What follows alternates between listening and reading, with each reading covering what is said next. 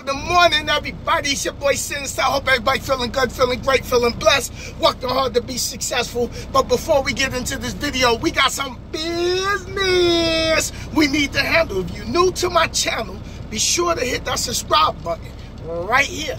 Tap it, press it, push it. You pushed it?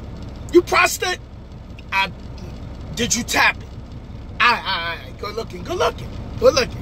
Make sure that you hit that notification bell so you be notified when I drop brand new videos as well. And if you like what I'm gonna talk about in the video down the line, be sure to hit that thumbs up, leave your comments down below. If you don't like the video and you're a critic, you're welcome to hit the thumbs down. Support is support either way. If it's good or bad, I appreciate it. All right, y'all, top of the morning. I'm here at a Target DC in Cedar Rapids, Iowa.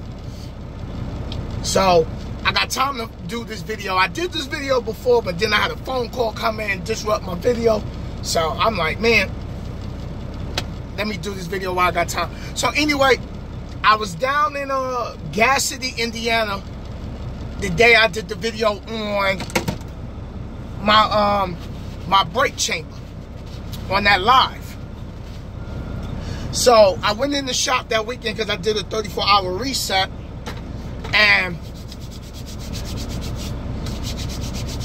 I got my oil changed. I got my oil changed. I got my fuel filters changed. My oil filters changed. I got brand new tail lights installed on my tractor because one of my old lights was blown. They didn't have the one that is the standard, but I have bought new tail lights before last year, and I'm like, all right, you know what, since I'm here at the TA, well, it was a Petro, I paid them to put the new lights in and everything like that. So I got that done. I had an air leak coming from my compressor, so I had them change the fitting for that.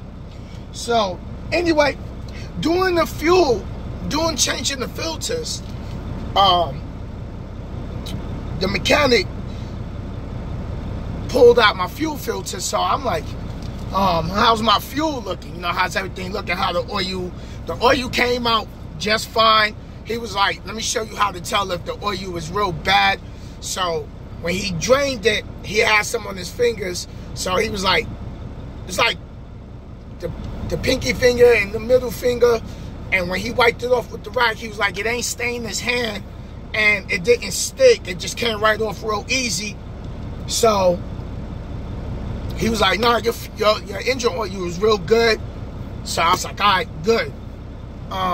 My fuel, when he took the fuel filter out, the fuel mount had some residue in the bottom. So he was like, yeah, it was a lot of stuff in the fuel.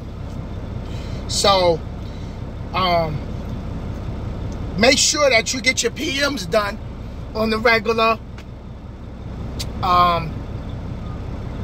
You know, a lot of these fuel places, the truck stops, when the fuel truck comes, right? So in the fuel tank, when they come and put brand new fuel in, all the settlement stuff, all the stuff that settles at the bottom of the fuel tank starts swishing around. So that ends up coming out with the fuel as you fuel your truck and your trailer for the reefer trailers, which also can clog up your fuel filters and stuff like that. So let me put my gloves on because there's a reason why I gotta put my gloves on. So me being me and educating y'all, I said, you know what? I want to show y'all something very important, so you know what to look at. I think it should be all right now.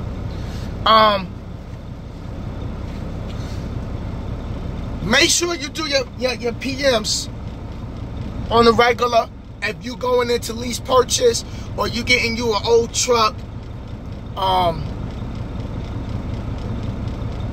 as a company driver, you don't got to worry about that because the company will let you know when it's time for your PMs.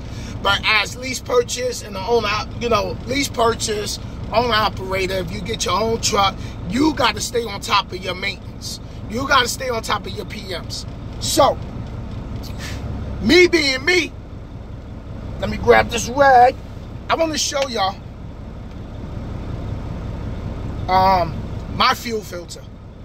So, here's how the fuel filter looks. See how dirty that is?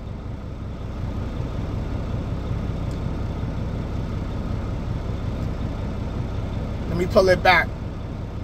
This is my fuel filter.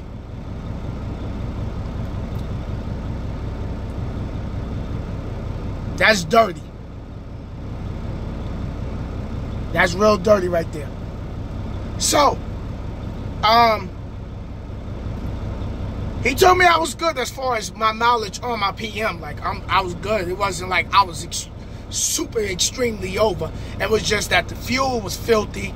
There was, you know, with winter and the additives and then the biodiesel, you know, that stuff clogs up your filter. So, here's how it looks. So, I asked them to give me this filter because I wanted to bring it to y'all so y'all can see it.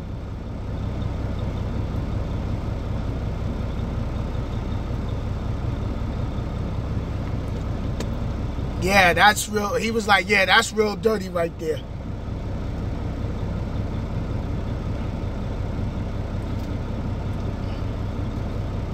Oh, okay, this is just the paper, so you can only see it here. Yep. Right? That's crazy. Let me try to get it closer.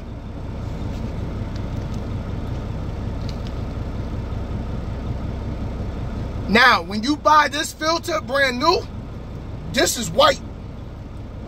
The filter, this be white. It's black. That was originally white, this filter. So, I kept that because I wanted to do this video for y'all to see what your fuel filter look like also on your truck. And you got to take care of that stuff, because if you don't, man, you're going to run into problems. Preventative maintenance is the way to go. I got my truck also greased up, the joints. I got some more fifth wheel grease. I had one of my joints that was kind of dry. It took a minute to squirt some of that grease up in there. So I was a little behind on that, but nothing damaged. So everything's still running good. Everything's still running smooth. I got like 805,000 on the truck and no engine issues, thank God. Now that I got my filters changed, I'm seeing MPG wise. Today I was rolling with a 79,000 pound load. I was seeing what?